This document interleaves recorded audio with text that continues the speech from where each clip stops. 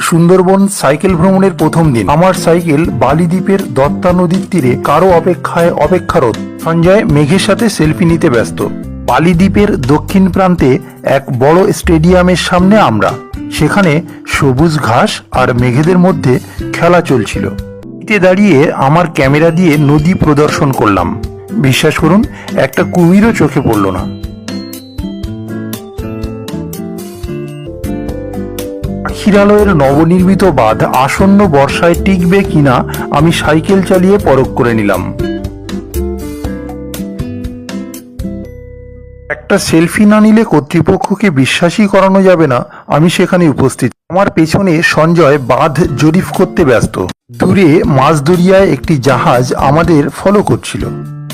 আমি সাইকেলে জাতীয় পতাকা নিয়ে চলতে চলতে জানাতে চেষ্টা করলাম আমরা বিদেশি নই, এদেশীয়।